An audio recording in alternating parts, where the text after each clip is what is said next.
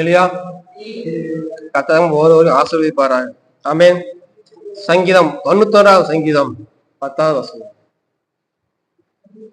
சங்கீதம் 91 அதிகாரம் 10வது வசனம். ஆகையால் பொல்லாப்பு உனக்கு நேரிடாது, வாதை உன் கூடாரத்தை அணுகாது. ஆமென். இங்க கூடாரம்னா என்ன? வாதை உன் கூடாரத்தை அணுகாது என்று வசனம் சொல்கிறது. கூடாரம்னா என்ன? அப்புறம் இங்க 2 விதமான கூடாரம் இருக்கிறது. நாம் வசிக்கிற வாழ்கிறதான உலக பிரகாரமான பூமியில இருக்கிறதான வீடு. 2வது நம்முடைய ஆத்மா வாழ்கிறதான சரீரம் என்கிற கூடாரம். இந்த பூமியில வாழ்கிறதான இந்த வீடு, நம்ம சரீரமா இந்த கூடாரம், இந்த 2லையும் வாதை அணுகாது என்று ஆவியானவர்களுடன் சொல்லுகிறார். பொல்லாப்பு உனக்கு நேராது, வாதை உன் கூடாரத்தை அணுகாது. அந்த பூமியில இருக்கிற வீடும் சரி, நம்ம ஆத்மா வாழ்கிற சரீரமாகிய வீடாங்களும் சரி, இந்த 2லையும் வாதை உனக்கு என்னது அணுகாது. இல்லையா? ஏன் வாதை வந்துச்சு? ஏன் வாதை வருகிறது? சங்கீதம் 106வது சங்கீதம் 29வது வசனம். சங்கீதம் 106 29வது வசனம். தங்கள் கிரியினால் அவருக்கு கோபமூட்டினார்கள், ஆகையால் வாதி அவர்களுக்குள் புகுந்தது. வாதி எப்படி வந்துச்சு? கிரியினாலே அவருக்கு கோபம் மூட்டினார்கள், அந்த கோபத்தினால வாதிகளுக்கு வந்தது. ஆமா, கர்த்தருக்கு உருவமா இருக்கிற காரியங்கள், கிரியை, நம்முடைய செய்கையினாலே கர்த்தருக்கு என்ன கோபம் வருகிறது. நம்ம செய்கையினால அவருக்கு பிரியமோ சந்தோஷம் சம்மானம் கிடைக்கிறதா? என் மகன் என் பிள்ளை இந்த மாதிரி எனக்கு பிடிச்சது செய்யறான் அப்படின்னா, கிரியினாலே அவருக்கு என்ன ஆகுது? கோபம் ஆகுது. இப்போ நம்மளோட பிள்ளைய எடுத்துங்களே, நமக்கு பிரியமா செஞ்சு என்ன பண்ணுவோம்? 2 பீஸ் சிக்கன் சேர்த்து போடுவோம். நமக்கு பிரியம் இல்லாம பக்கத்துல போய் சண்டை போட்டு அடிச்சுக்கிட்டு அவன் டெய்லி வந்து வீட்டுல பண்ண பிரச்சனை இந்த மாதிரி புள்ள இப்படி பண்றான் அப்படின்னா நம்ம என்ன பண்ணுவோம்? பரவாயில்லடா, நல்ல காரியம் செய்யற இருந்தா அப்படின்னு சொல்லுவோமா? என்ன பண்ணுவோம்? அவன் மேல கோபம் வரும். சாப்பாடு போட மாட்டோம். கரெக்டானே? சாப்பாடு கிடைக்காது, அவனுக்கு எதுவுமே கிடைக்காது. 2 நாளைக்கு அவனோ பேச மாட்டோம். அதே மாதிரிதான் கர்த்தருக்கு விரோதமாக கிரியினால அவர் கோபம் விட்டுனால வாதை வருகிறது. இல்லையா? வாதை வருகிறது. இந்த வாதை இப்படியாகத்தான் இருக்கிறது. அவர் கோபம் மூட்டுனால வாதை, எரிச்சல், சமாதானம் இல்ல, அவர் சந்தோஷம் இல்ல, மகிழ்ச்சி இல்ல. இந்த மனுஷன் தான் இருக்கிற என்ன பண்ற சொல்லுங்களேன்? மனஸ்தவப்படுகிறேன். இவனை போய் ஏன் வந்து இவனை உண்டாக்குனேன்? எத்தனை சொல்லிக்கிறான், இவனை பெற்றதுக்கு இதுமா பண்ணிக்கலாம் அப்படின்னு சொல்லிட்டு இருக்கிறோம். அதே மாதிரி நம்ம உண்டாக்குறது கர்த்தர் மனஸ்தவப்படுகிறார். காரணம் என்ன? கிரியல்னாலே அவளுக்கு கோபம் வருகிறது. அந்த கோபத்தினாலே வாதை வருகிறது. ஏன் கரண் என்கிற வியாத, ஏன் வியாதி என்கிற வாத? எத்தனை நாளாயும் கடன் தீர மாட்டேங்குது, எத்தனை நாளாயும் வியாதி போக மாட்டேங்குது. எவ்வளவோ சம்பாதிக்கிறோம், எவ்வளவு வேலைக்கு போறோம், எவ்வளவு பணம் வந்தாலும் பொத்தல் பையில போடுற மாதிரி என்ன ஆகுது? இந்த பணம் எல்லாம் கடனுக்கே போயிடுறது. மீதம் எடுக்க முடிவு வைக்கிறது இல்ல. இது ஒரு வாத. இந்த வாதை எதனால வருகிறது? கர்த்தருக்கு உருவமாக செலுபுற செய்யினால கிரியினால்தான் கடன் என்கிற வாதை வருகிறது. கடனுகிற வாதை வருகிறது. சங்கீதம் 89வது சங்கீதம் அதனுடைய 30வது வசனம். சங்கீதம் 89ஆம் அதிகாரம் 30வது வசனம்.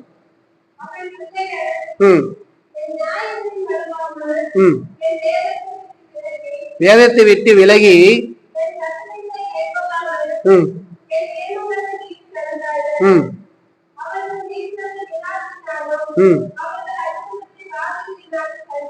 பாருங்க, அவர் என்ன பண்ண? வேதத்தை விட்டு விலகி கட்டளை கை கொள்ளாமல் நியமங்களை மீறி நடந்ததுனால அதனால அக்கிரமம். எது அக்கிரமம்? வேதத்தை விலகிறது, நியாயங்களை கை கொள்ளாதது, கட்டளையை மீறுறது, இதெல்லாம் அக்கிரமம். இந்த அக்கிரமத்தினால வாதை அவர்களுக்கு வந்தது. இதெல்லாம் அக்கிரமம். இந்த அக்கிரமத்தினால கர்த்தருடைய கட்டளை நம்ம கடைபிடிக்காதனால, நியாயங்களை கை கொள்ளாதனால, வேதத்தை விட்டு விலகிறதுனால, இந்த அக்கிரமத்தினால அவளுக்கு என்ன வாதை, கடன்கிற வியாதிங்கிற வாதை, சண்டை பிரச்சனை போராட எல்லா வியாதிகள் இப்படித்தான் வருகிறது. காரணம் என்ன?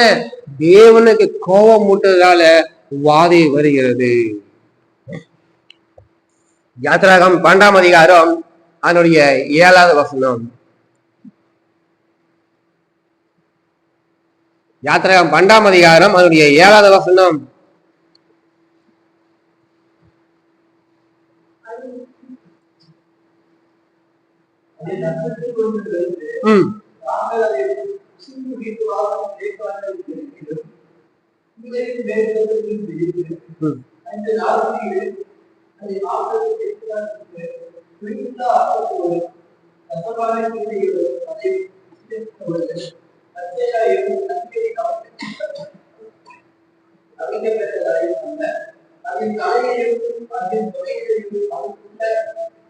யாவையும் ஏகப்படி சுற்றுகிறாக அதே ஒன்றை புதிய காலம் மற்றும் நீதியாக வைக்காமல் புதிய காலம் மற்றும் நீதியாய் அக்னியால் சுற்றுகிறாங்க. 12 வசனம். அதே கிறிஸ்துவினுடைய விதமானது நீங்கள் உங்கள் அறைகளில் கச்சை கைக்கொண்டு உங்கள் கால்களை பாதத்தை கொடுத்துக்கொண்டும் உங்கள் கையில் தட்டி அதை தீவிரமாக அந்த ராத்திரியிலே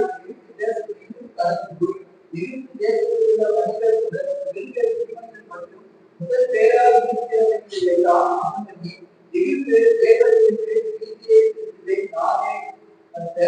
நீங்கள் இருக்கும் தீவிகளில் இந்த ரத்தம் உங்களுக்கு அடையாளமாய் இருக்கும். அந்த ரத்தத்தை நான் கண்டு உங்களை கடந்து போவே நான் இருக்கும் தேசத்தை அழிக்கும் போது பாருங்க, நான் அந்த வாதை எப்படி விடுமா, அழிக்கும் வாதை ரத்தத்தை கண்டு உங்களுக்கு வராத இருக்கும். இந்த வாதை 10வது வாதை. அப்போ 9 வாதைகளை எழுத்துல என்ன கர்த்தர் அனுப்புகிறார். 10வது வாதைக்கு அப்புறம் இஸ்ரவேல் ஜனங்களை அந்த அடிமைத்தனத்திலிருந்து அவர் வெளியே கொண்டு வருகிறார். ஆமா, இது வீட்டுல என்ன பண்றாங்க? இயேசுவர ஆட்டுக்கு ரத்தத்தை தெளிக்கிறாங்க. அது ஒரு கூடாரம். வாதையும் கூடாரத்தை அணுகாது. இந்த கூடாரத்துல ஆட்டுக்கு ரத்தத்தை தெளிக்கும் போது அவளுக்கு அந்த வாதை போகிறதில்லை. அழிக்கும் வாதை உங்களுக்கு வராமல் இருக்கும்.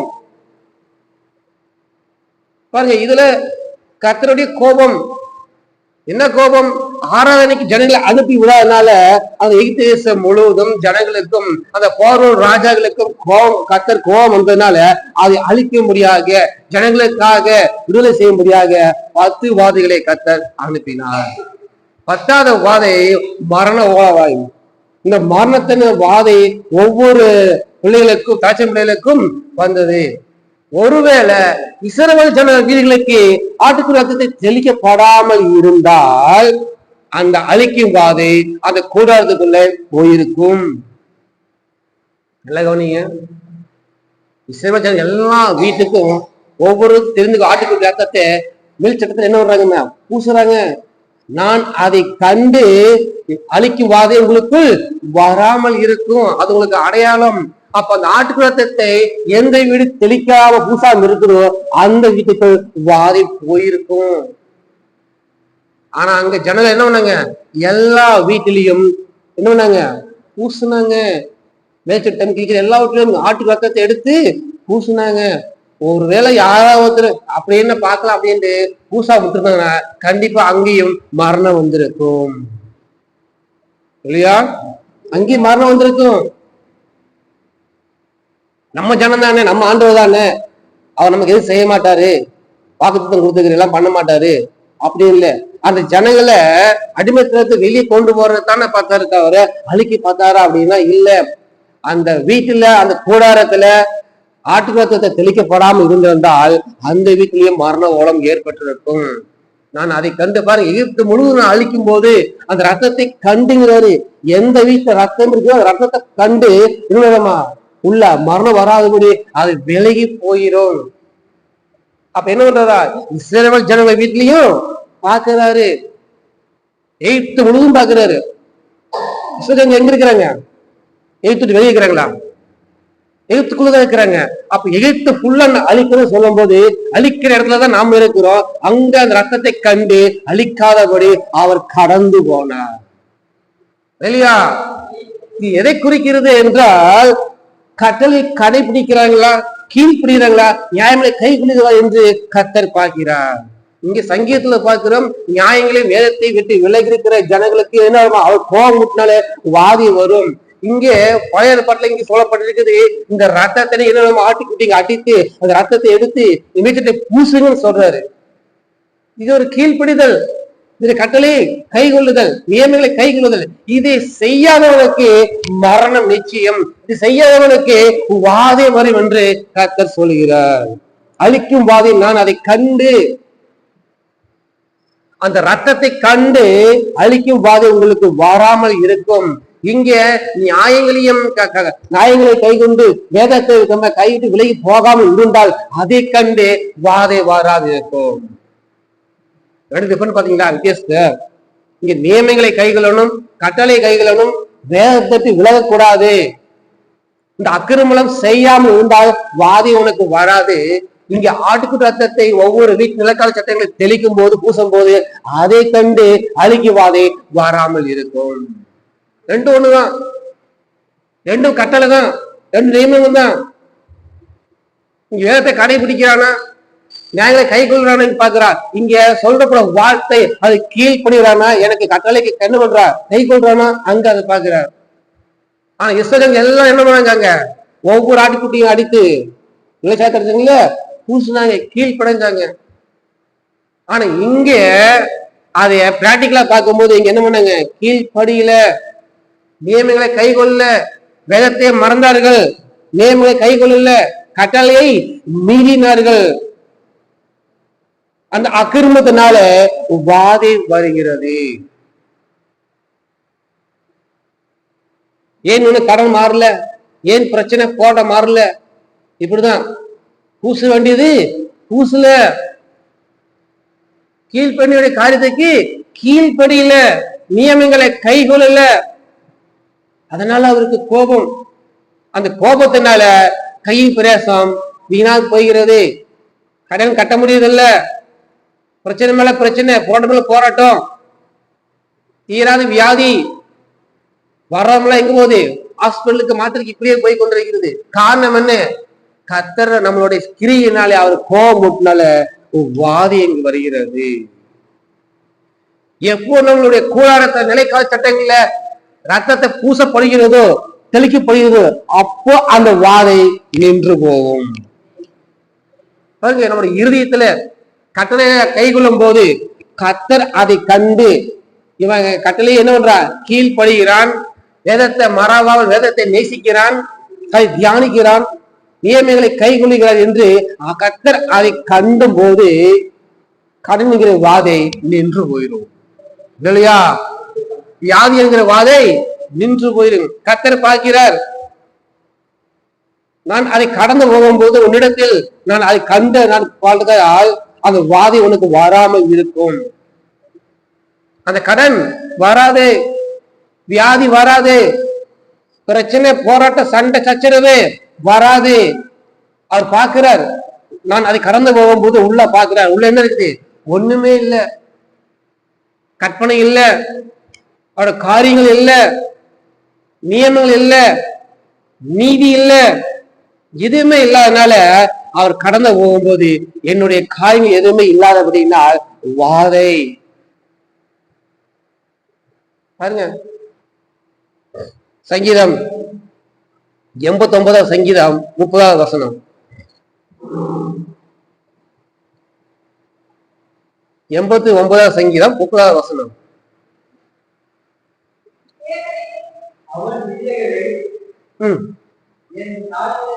பாருங்க, யார் பிள்ளைகள்?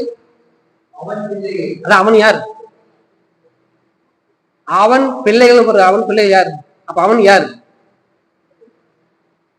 சொல்லுங்க? அவன் யார்? அப்படியே மேல பாத்தீங்கன்னா தாவீது. கர்த்தர் தாவீதுக்கு எல்லாமே செஞ்சாரு. அவன் இதயத்துக்கு ஏற்றவன், கர்த்தருக்கு பிரியமானவன். ஆனால் அவன் பிள்ளைகள், யாரு பிள்ளைகள்? தாவீதோட பிள்ளைகள். இப்ப படிங்க, இது 30 வசனம். தாவீது நல்லவன் தான், அவன் கடைபிடிக்கிறான், கர்த்தர் கரெக்டா இருக்கிறான். ஆனால் அவனோட பிள்ளைகள் நடவாமல், வேதத்தை விட்டு விலகி, கட்டளை கை கொள்ளாமல் மீறி நடந்தால் அவர் மீதுகளை விளையாட்டினாலும் அக்கிரமத்தை வாதினாலே தண்டிப்பேன். நம்மளோட பிள்ளைகளை இப்படிப்பட்ட காரியங்களை நம்ம என்ன பண்ணுவோம்? ஆவிக்குரிய காரியங்கள வளர்த்து விட வேண்டும். பாருங்க, தாவீது நல்லவன் தான், கர்த்தருக்கு ஏற்றவன், எப்போதும் கர்த்தரை துதிக்கிறான், எல்லாமே செய்யறான், நல்லதுதான். ஆனா அவன் பிள்ளைகள் பாருங்க, இப்படி எல்லாம் இல்லைன்னா அவன் பிள்ளைகள் நிமித்தம் வாதை வரும். கர்த்தர் நமக்கு வருமானம் கொடுக்கிறார், வேலையை கொடுக்கிறார், எல்லாமே கொடுக்கிறார். எதுக்காக கொடுக்கிறார்? எதுக்கு வேலையை கொடுக்கிறார், வருமானத்தை கொடுக்கிறார்? வீடு கட்டுறதுக்கு, ஸ்டேட் பேங்க்ல அமௌண்ட் போட்டு வைக்கிறதுக்கு, காத்த பையனை டாக்டர் இன்ஜினியரா படிக்கிறது தேவைப்படும், இன்ஜினியரிங் காலேஜ் பணம் கட்டணும், அதுக்கு எதுக்கு வேலையை கொடுக்கிறாரு ஆண்டவர்? எது கையில பேசுற கஷ்டம் ஆசீர்வதிக்கிறார்?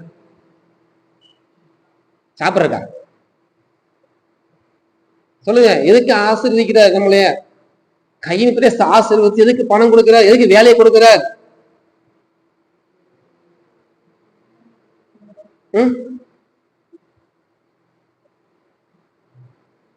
கடன் வாங்குங்க, அதை கடன் கட்டுறதுக்கோசரம் வேலையை கொடுக்குறாரு, அதுக்காக சொல்லலாம். பாருங்க, ஒவ்வொரு குடும்பத்திலையும் பிள்ளை இருக்கிறது, அந்த பிள்ளை வளர்க்கறதுக்கோசரம் மட்டும்தான் கர்த்தர் கையின் பிரயாசத்தை ஆசீர்வதிக்கிறார். உங்களுக்கு வேலையை கொடுக்கிறார், சம்பளத்தை கொடுக்கிறார், பணத்தை கொடுக்கிறார், வீட்டை கொடுக்கிறார். உங்களுக்காக அல்ல, உங்கள் பிள்ளைகளை வளர்க்கறதுக்காக மட்டும்தான் கர்த்தர் செய்யறார். இல்லையா? ஏன் அப்படி செய்யறார்? அப்ப ஒவ்வொரு பிள்ளைக்கும் செய்யறாரு. ஆமா, அந்த பிள்ளை கர்த்தரை அறிந்து கொள்ள வேண்டும். அந்த கர்த்தர் கட்டளைகளை நீங்கள் சொல்லி அவளை வளர்க்க வைக்க வேண்டும். கர்த்தரோட சந்ததியை வளர்ப்பதற்காக மட்டும்தான் கர்த்தர் எல்லாம் செய்யறாரு. இல்ல நம்ம இன்ஜினியர் படிச்சுட்டு, டாக்டர் படிச்சுட்டு, வேலை நல்ல வேலை சம்பளத்துல இருந்துட்டு அப்படியே சம்பாதிச்சு போறதுக்கு அல்ல. உங்களுக்கு இருக்கிற பிள்ளைகளை கர்த்தரோட கட்டளைகளை வளர்க்கவும், நியமங்களை கை கொள்ளவும், அவர்களுக்கு பிற்கால சந்ததி, அவர்கள் சந்ததிக்கு சொல்லிக் கொடுக்க மட்டும்தான் அந்த பிள்ளை வளர்ப்பதற்கு உங்களுக்கு கையில் பிரயாசத்தை ஆசீர்வதிக்கிறார், வேலையை கொடுக்கிறார், சம்பாதத்தை கொடுக்கிறார், வீட்டை கொடுக்கிறார். இதற்காக உங்கள் பிள்ளைகளை கர்த்தருடைய காரியத்திலே, ஆவிக்குரிய காரியத்திலே வளர்ப்பதற்காக தான் எல்லா காரியத்தையும் கொடுக்கிறார். அதை நீங்க கரெக்டா செய்யலி என்றால் கடன் என்கிற வாதை வரும், வியாதி வரும், பிரச்சனை வரும், போராட்டம் வரும், கஷ்டம் வரும். நான் இன்னைக்கு என்னமோ நினைச்சு வந்தேங்க, இன்னும் இப்படி எல்லாம் சொல்றீங்க. நான் சொல்லல, வேதம் சொல்லுகிறது. வீட்டுல போய் சங்கீதம் 89 சங்கீதம் 1ஆம் வசனம் இருந்து கடைசி வரைக்கும் படிச்சு பாருங்க. நம்ம கொடுக்கப்பட்ட பிள்ளைகளை எப்படி வளர்க்க வேண்டும், அது சரியாக வளர்க்கலைன்னா, நம்ம கொடுக்குற அந்த பணத்தை கரெக்டா அந்த பிள்ளை செலவு பண்ணலைன்னா கர்த்தர் வாதை என்கிற காரியங்களை கொடுப்பார். வாதைன்னா என்னொன்னுமோ நோயெல்லாம் கொடுத்து படுத்து போட மாட்டாரு. கடன், அந்த வாதை, கடன் கட்ட முடியாது, பிரச்சனை, போராட்டம் இருந்துட்டு தான் இருக்கும். ஏன்னா நம்ம பிள்ளைகளை கரெக்டாக வளர்க்க வேண்டும். அப்படி வளர்த்தோம்னா கர்த்தர் இன்னும் மேன்மேல கண்டுவார், ஆசீர்வதிப்பார். ஏன் ஆசீர்வதிப்பார்னா, இவன் சந்ததியை இன்னும் இவங்க ஜெனரேஷனுக்கு சொல்லி கொடுக்கறதுக்கு இவன் நல்ல பிரயாசப்படுறான், இவன் இன்னும் ஆசீர்வதிக்கு சொல்லி இன்னொன்னு கர்த்தர் ஆசீர்வதிப்பார். ஏன் ஆபிரகாம் நல்ல ஆசீர்வதிச்சிருக்கிறார் தெரியுமா? வேலைக்காக சொல்றான், என் எஜமா சீமானா இருக்கிறான், தங்க வெள்ளி பொண்ணு எத்தனை ஒட்டங்கள் எல்லாமே இருக்கு, ஆசீர்வச்சிருக்கிறார், சீமானா இருக்கிறார். காரணம் என்ன? ஈசாக்கை வளர்த்த விதம் அந்த மாதிரி. பாத்தீங்களா? ஈசாக்கு நல்லா வளர்த்திக்க ஆவிக்குரிய காலத்துல. டேய், அந்த பொண்ணு எங்க இருக்கிற பூசாலுக்கு பொண்ணு எடுத்துறாத, அங்க கூட்டிட்டு போவாத, நீ போய் பொண்ணு எடுத்து வா. பாருங்க எப்படி ரொம்ப ஸ்ட்ரிக்டா இருக்கிறாங்க பாத்தீங்களா? ஐயோ பையன் ஆசைப்பட்டாங்க, என்ன பண்றது, பண்ணுங்க பாப்போம். இப்படி இருந்தா கட்ட ஆசிச்சிருப்பாரா? ஈசாக்கு ஆசிர்வதிக்க மாட்டா, ஆபிரகாமுக்கு ஒண்ணும் கிடைச்சிருக்காது. பாருங்க, சோதம் குமரை அழிக்கிறதுக்கு முன்னாடி கர்த்தர் ஆபிரகாமோட பேசுறாரு. ஆபிரகாமே, நீ உன்னோட சந்ததிக்கு என்னோட நியமங்களை எல்லாம் சொல்லுவ, எல்லாமே செய்வ, உனக்கு நான் எப்படி செய்யறத மறைப்பேன். ஆபிரகாம் ஈசாக்கு சந்ததிக்கு எதுவுமே சொல்றதுக்கு முன்னாடியே ஆபிரகாம் இதயத்தை கர்த்தர் புரிஞ்சு வச்சிருக்கிறாரு. நீ என்னோட கட்டளை நீ கீழ்படுகிற மாதிரி உன்னோட பிள்ளைகளுக்கு உன் சந்ததிக்கு என்னன்னு இணையமுறை கட்டளை சொல்லி கொடுப்ப, எனக்கு தெரியும். அதனால நான் செய்யறத நான் உனக்கு எப்படி சொல்லாம இருக்குன்னு உண்மையை சொல்லுகிறார். நான் சோதம் குமாரத்தை அழிக்க போறேன். பாருங்க, வானத்தையும் உண்மையும் தான் இருக்கிற கர்த்தர் ஒரு காரியத்தை செய்யறது சாதாரண ஒரு மனுஷத்தை போய் சொல்ல முடியுமா?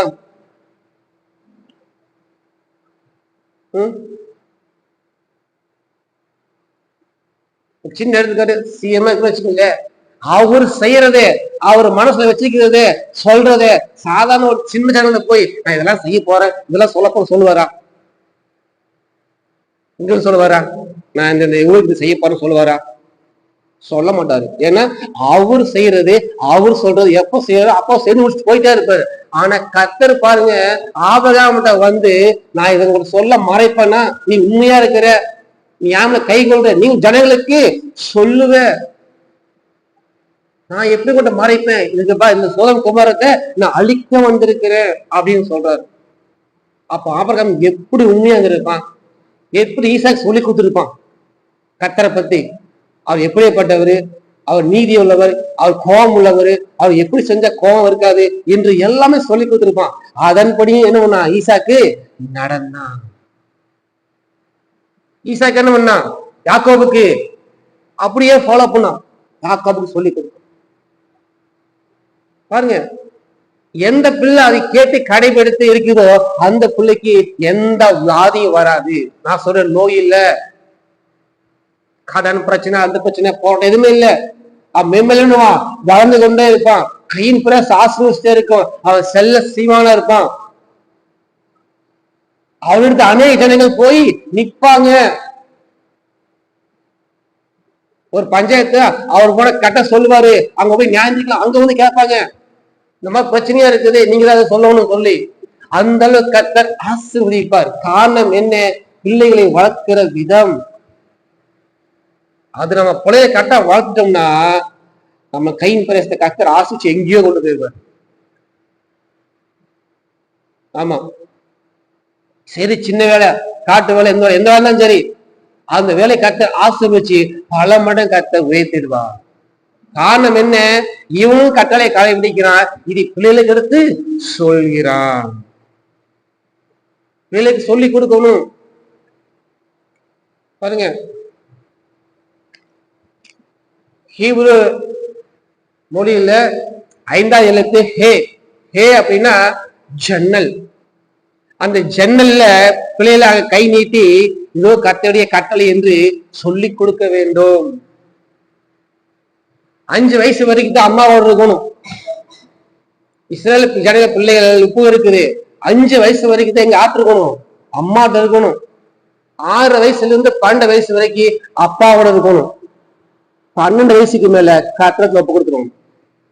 அதுக்கப்புறம் கர்த்தரை பார்த்துக்குவார். நம்ம அப்படியே இல்லை, கல்யாணம் முடிய வரைக்கும் நம்ம கூடவே இருக்கணும். பசங்களுக்கு பிள்ளைகளுக்கு சொல்லி கொடுக்க வேண்டும், நியமங்களை சொல்லி கொடுக்க வேண்டும். 6 வயசுல இருந்து 12 வயசு வரைக்கும் தகப்பன் அந்த பிள்ளைகளுக்கு தோராவை சொல்லி கொடுக்கணும். 5 ஆகமம் சேர்ந்த தோரா. அந்த தோர கர்த்தர் எப்படிப்பட்டவர், அவர் யார் என்று, அவர் வல்லமை என்ன, அவர் எப்படிப்பட்ட காரியம் செய்ய முடியும் என்று முழுவதும் அந்த பிள்ளைகளுக்கு சொல்லி கொடுத்துடணும் 12 வயசுக்குள்ள. அந்த 12 வயசுக்கு மேல இப்பவும் நினைக்கிறது இஸ்ரேல் தேசத்துல பார் மிஸ்வா என்று பெரிய பண்டிகை வைப்பாங்க. அந்த பண்டிகையிலே அந்த பையனை நான் கத்தருக்கு பையனை ஒப்பு கொடுக்க என்று அந்த பையனை ஒப்பு கொடுத்துருவார்கள் இல்லையா? இயேசு கிறிஸ்துவ கூட்டிட்டு போனாங்க. 12 வயசு அப்போ பையன் பண்ணாங்க, கூட்டிட்டு போனாங்க ஒரு பண்டிகைக்கு. அது பார் மிஸ்வா பண்டிகை. அந்த பண்டிகையில என்ன பண்ணாங்க, தோச்சிட்டு வந்துட்டாங்க. ஆனா அந்த பையன் சின்ன வயசுல எல்லா நியாய சதையோடு நேருக்கு நேராக அந்த வார்த்தையை இன்னொருமா பேசுகிறார். ஆச்சரியப்படுறாங்க, இந்த சின்ன வயசுல எப்படி இப்படிப்பட்ட கற்பனைகளை பேச முடியும்? காரணம் என்ன? அந்த யோசேப்பு மரியாவும் அந்த பையனுக்கு என்ன நம்ம கட்டளைகளை சொல்லி கொடுத்துருக்காங்க இல்லைங்க. அவர் பிறக்கும் போதே இவருதானே தேவகுமார் தான், எல்லாமே தெரியுமே. அப்படியா? அவர் பிறக்கும் போதே மாம்சத்தில் தான் பிறந்தார். ஆமா, அவர் கற்றுக் கொடுத்தாங்க, சொல்லி கொடுத்தாங்க. 30 வயசு வரைக்கும் கர்த்தர் இயேசுக்கு சொன்னாருமா தன் பெற்றோர்களுக்கு கீழ்ப்படிந்திருந்தார். மற்றவர்கள் எப்படி மதிக்கணும், கர்த்தருடைய காரியம் எப்படி கைகொள்ளணும் என்று சொல்லி கொடுத்தாங்க. 30 வயசு வரைக்கும் இருந்தார். 31 வயசுதான் ஊழியத்துக்காக ரெடி எடுத்து வைத்தார் இல்லையா? அது வரைக்கும் அவர் அம்மா அப்பா எல்லாத்துக்கும் செய்யணும், எல்லா காரியம் செய்து முடிச்சாரு. சகோதர சகோதரிக்கு திருமணத்தை எல்லாம் செஞ்சு முடிச்சாங்க. எல்லாம் அவர் பார்த்தார், நியமங்களை கை கொண்டார். கர்த்தரை ஆசீர்வதிச்சிருக்கிறார். அதுக்காக தான் பணம் கொடுக்கப்படுகிறது, அதுக்காகத்தான் வேலை கொடுக்கப்படுகிறது. எப்போ நம்முடைய பிள்ளைகள் காரியத்துல நம்ம ஓட்டம் விடுறோமோ நம்மளோட வருமானத்துல ஓட்டம் வந்துடும். நான் வச்சுக்கணும் எப்படி? எப்போ நம்ம பிள்ளைடைய ஆவிக்குரிய காரியத்தை அல்லது ஆவிக்குரிய காரியத்தை செய்திருக்கிறேன், ஆவிக்குரிய காரியத்துல நம்ம கோட்டை விடுறோமோ நம்ம வருமானத்துல ஓட்ட வந்துடும். ஓட்டக்குளத்துல எவ்வளவு தண்ணி ஊத்தினாலும் நிக்காது, நிரம்பரமா தான் இருக்கும். தூக்குனா தண்ணி கீழே போயிட்டே இருக்கும். நம்ம சம்பாதிக்கிற மாதிரி தான் இருக்கும், வேலை இருக்கிற மாதிரி தான் இருக்கும். ஆனா வாரமான மாசமான ஒன்றும் இருக்காது. ஐயரே ராமுலகம் பிரயாசப்பட்ட என்னாச்சு கடைசியில வழியில ஒன்றும் அகப்படும். இப்படிதான் போகணும். மாசம் உள்ள வேலைக்கு போனோம், உடம்புல அந்த எல்லாம் மழை வெயில் பார்க்காம போனேன். யாருக்காக போனீங்க? யாருக்காக வேலைக்கு போனீங்க? மனைவி பிள்ளை குடும்பத்துக்காக. என்னாச்சு கடைசியில? ஒன்றும் அகப்படல. சேவனை காரியம் இருக்கிறது. உங்கள் பிள்ளைகள் எப்படி இருக்கிறாங்க? வேதத்தை விட்டு விலகி நியமனை கை கொள்ளாம அந்த அக்கிரமத்து நிமித்தமாக கண்ணன்கிற வியாதி வருகிறது, நோய்ங்கிற வாதை வருகிறது. இதை சரி பண்ணிட்டோம்னா, ரத்தத்தை நீங்க பூசிட்டீங்கன்னா கர்த்தர் அதை கண்டு அழிக்கும் வாதை வருதான பிரச்சனை அந்த கடன் வராமல் அப்படியே போயிடும். எப்படி கடன் கட்டணே தெரியலீங்க, லட்ச கணக்குல இருந்துச்சு, எப்படி கட்ட தெரியல, சீக்கிரம் கடன் அடிச்சிட்ட அப்படின்னு கட்ட சொல்ல வைப்பார். அல்லையா? உங்களுக்கு ஏற்கனவே சொல்லியிருக்கிறேன், அவர் 5 கோடி 6 கோடி கடன் ஒரு விட்டு போயிட்டாரு. ஆனா எப்போ அவர் அந்த ஆட்டுக்கு ரத்தத்தை அவர் சரீரத்துல கூட அவரை தெளித்தாரோ, இதயத்துல பூசினாரோ, கர்த்தர் அதை கண்டு எப்படி கருணாச்ச தல்ல 5 கோடி 6 கோடி 2-3 மாசத்துல அரசார் எப்படின்னே தெரியல, இது வரைக்கும் புலம்பிட்டு இருக்கிறாரு. காரணம் என்ன? பூச வேண்டியது பூசல. ரத்தத்தை நீங்கள் பூசும் போது, கீழ்ப்படியும் போது, நேர்நிலை கைகொள்ளும் போது அந்த அழிக்கும் வாதை உங்களுக்கு வாராமல் அது அப்படியே போயிடும். இல்லையா? அப்படியே போயிடும். நம்ம என்ன பண்ணணும்? நியமங்களை கைகொள்ளணும். நாம நம்முடைய பிள்ளைகளையும் கைகொள்ள வைக்கணும். பிள்ளை கைகொள்ள வைக்கணும். ஆமா, வார்த்தையை படிக்கும்போது பொல்லாப்புனுக்கு நீரான வாதியின் கூடாரத்தை அணுகார் அப்படின்னா வேற நினைச்சோம். வாதை தானே, என்ன வாதை? நம்ம குருவமாக செய்யற எல்லா வாதை 90 சங்கீதம் அப்படிதான் இருக்கும். 90 சங்கீதமே கொஞ்சம் டிஃப்ரெண்டா இருக்கும், பயங்கரமா இருக்கும். அப்படித்தான் இருக்குமோ? ஆனா இல்ல, அந்த வாதை கர்த்தர் எப்படி கொண்டு வர்றாரு பாருங்க. ஆவிக்குரிய காரியத்துல பிள்ளைகள் எப்படி வளர்க்கணும். நீங்க வளர்க்குறீங்கன்னா கையின் பிரயாசத்தை ஆசீர்வதிக்க மாட்டாரு, உங்களை கணக்கு கேட்பார். நியாய தீர்ப்பிலே உங்களை கணக்கு கேட்பார். உனக்கு கொடுக்கப்பட்ட பிள்ளை மோசே பார்வோன் குமாரத்தை எடுத்துக்கொண்டு போகும்போது அவ சொல்ற, நான் உனக்கு காசு கொடுக்கிறேன், இந்த பிள்ளை நீ எனக்காக வளர்த்திடு. யாருக்காக வளர்க்கணும்? உங்களுக்காகவா? கர்த்தருக்காக வளர்க்கணும். என் பிள்ளை பிறந்த போதே, பிள்ளைய பிறந்த போது பிள்ளை டீச்சர். டீச்சரா நான் என்னொன்னு வேணும், பையனா பிறந்த போது அவன் டாக்டர், இன்ஜினியர். உங்களுக்காக வளர்க்காதீங்க பிள்ளைய பையனையும், அவருக்காக வளங்க. நீங்க அவருக்காக வளர்க்கும் போது நீ கேட்க தேவையே இல்லை, கையின் பிரஸ்த ஆசீர்வாதத்தை கர்த்தர் உயர்த்திடுவார். நீங்க அநேக ஜனங்களுக்கு கடன் கொடுப்பீங்க இல்லையா? ஜனங்களுக்கு கடன் கொடுப்பீங்க. கடன் சொல்லுங்க, கடன் வாங்காதிருப்பீங்க. இந்த காரியங்களை செய்யும்போது மட்டும்தான் அநேக ஜனங்களுக்கு கடன் கொடுக்க கர்த்தர் வைப்பா. இந்த நியமங்களை கை கொள்ளாமல் பிள்ளையை கற்றுக் கொடுக்காமல் இருந்தால் நீங்க நம்ம அப்படி மார்க் பண்ணீங்க, அநேக ஜனங்களுக்கு நீ கடன் வாங்குவாய். கடன் வாங்க சூழ்நிலை வருகிறது. காரியங்கள் எப்படி இருக்கிறது? செய்கையினாலே கர்த்தருக்கு கோபமூட்டப்படுகிறது. ஒவ்வொரு நாள் நம்மளை பிள்ளைகள் ஆவிக்கிற காரியத்துல வளர்க்கணும். கர்த்தர் அதை கண்டு என்னெல்லாம் கிரி சேருமோ அந்த கிரியெல்லாம் கட்டணும் கண்டு, நான் அதை அழிக்கும் போது ரத்தத்தை புசப்படுகிற வீட்டை கூடாரத்தை கண்டு அழிக்கும் வாதை உங்களிடத்தில் வராமல் இருக்கும். இது உங்களுக்கு அடையாளம். ஒரு பிரச்சனை, ஒரு போட்ட வரும்போது பார்க்கணும், இது என்ன அடையாளம் இப்படி இருக்குது, எதனால பிரச்சனை இருக்குது, இன்னொன்னுமா ஆலோசி பார்க்கணும். என்ன இல்ல, ரத்தம் பூசப்படல, ரத்தம் தெளிக்கப்படல. இந்த ரத்தத்தை தெளிச்சிருந்தா அந்த வாதை கண்டு அது அப்படியே போயிருக்கும். அழிக்கும் வாதை உங்களிடத்தில் வராமல் இருக்கும். பாருங்க, தாவீது நல்லவன் தான். ஆனா அந்த பிள்ளைகள் எப்படிப்பட்ட பிள்ளைகள் இருக்கிறாங்க பாருங்க. அவன் பிள்ளைகள் வேதத்தை விட்டு விலகி நியமங்களை கைகொள்ளாமல் அக்கிரமம் செய்ததுனால அவருக்கு என்ன ஆகுமா? வாதை உண்டாகும். இவன் படிக்கிறான், வாதை உன் கூடாரத்தை அணுகாது. அதனால பொல்லா போனக்கு நீங்காது. இந்த வார்த்தையை மட்டும் என்ன சொல்லி சொல்லி அப்படியே மனப்பாடம் பண்ணி பேசிட்டு போயிட்டே இருக்கிறோம். ஆனா அதுக்கு மேல ஒரு வசனத்துல என்ன பண்றது இல்ல, படிக்கிறதே இல்லை. அதை படிங்க. உன்னதமானவரின் மறைவில் இருக்கிறவன் பாருங்க சர்வ வல்லுநர்ல தங்குவான். அடுத்த படிங்க. நான் கர்த்தரை நோக்கி, நீர் அடைக்கலம், என் கோட்டை, என் தேவன்.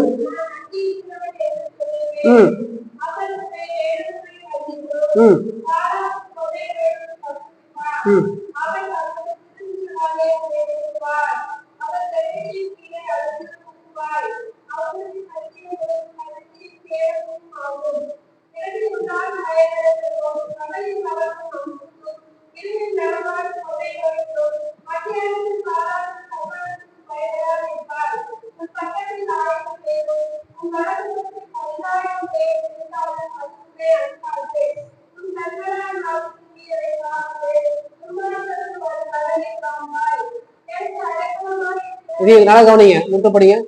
எனக்கு அடைக்கலமாய் இருக்கிற உன்னதமான கர்த்தரை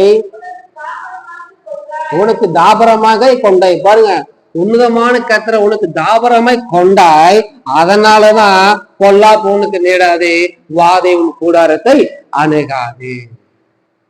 உன் கூடாரத்தை தாபரமாய் கர்த்தரை கொண்டா மட்டும்தான் பொல்லாப்பு உனக்கு நேடாது. இப்ப நம்ம என்ன பண்றோம்? வாதை மட்டும் தான் பாக்குறோம். பொல்லாப்புக்கு உள்ள போனா வேற எங்கெங்கயோ போயிடும். என்ன பொல்லாப்பு பாருங்க. அப்புறம் வாதை மட்டும் தான் பாக்குறோம்.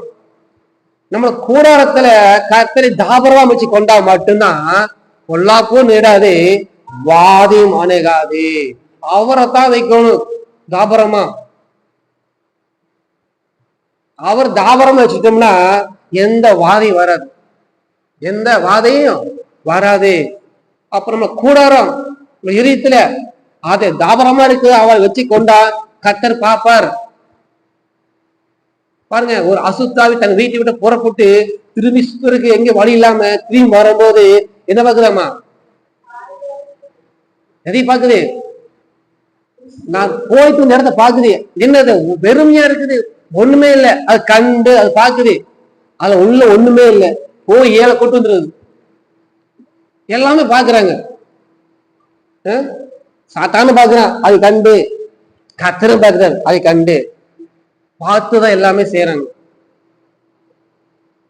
கிரியினாலே செய்கினாலே சாத்தானும் வருவான். கிரியினாலே செய்கினாலே கர்த்தர் பார்ப்பார். ரெண்டுக்குமே பலனுண்டு. கர்த்தர் செய்கிற பலன் அது நன்மையானதே. அது ஏதேன் தோட்டத்தை போல செழிப்பா இருக்கும். சாத்தான் கொண்டு வருவது இதன் தோட்டத்தை போல இருக்கும், கடைசியில பார்த்தா அது பாலைவனமா மாறிடும். பாத்துக்கு உங்களுக்கு நீ தாபரமாய் கர்த்தரை வைத்துக் கொண்டால் வாதையும் கூடாரத்தை அணுகாது.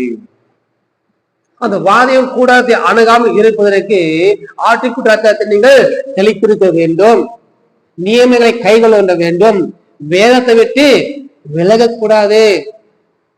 இன்னைக்கு கொண்டு போய் தூக்கி போட்டா அடுத்த வாரம் தான் கஷ்டத்தை விட்டு எடுக்கிறது. இதயத்துல கர்த்தருடைய வார்த்தை இருக்கிறதா? கர்த்தருடைய வார்த்தை இருக்கிறதா?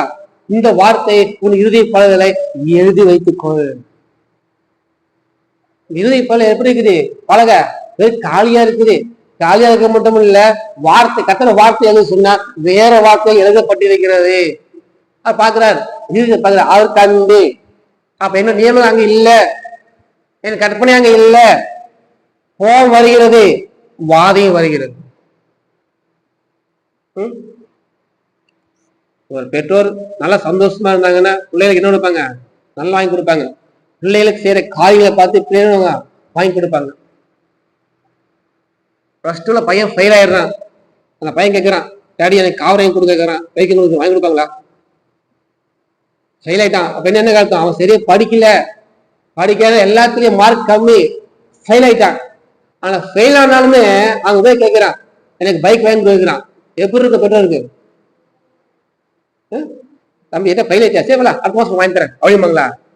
ஏன்னா மக்கள் படிக்காதவனே, ஒரு வருஷமா தண்டத்துல சோறு போட்டு எல்லாம் வளர்த்துனேன், படி சொன்னா படிக்கல, ஃபெயில் ஆகி போட்டு பைக் கேட்கிறேன், நீ வெளுத்து வாங்கிடுவான் அப்பகாரன்.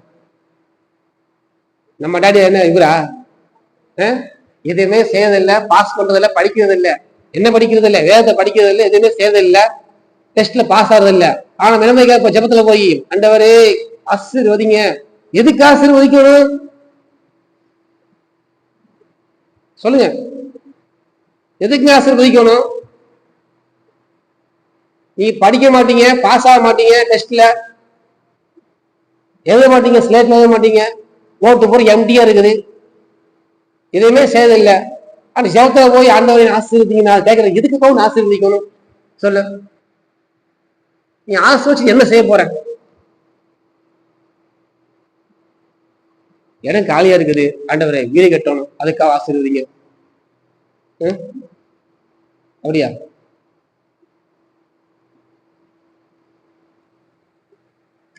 ராஜஸ்தான்ல ஒரு ஒட்டகத்துல மேல உட்காந்து போறதுக்கு 10 பேர் 15 போட்டுக்கிற மாதிரி இன்னும் ஒரு பலகை மாதிரி வச்சிருப்பாங்க.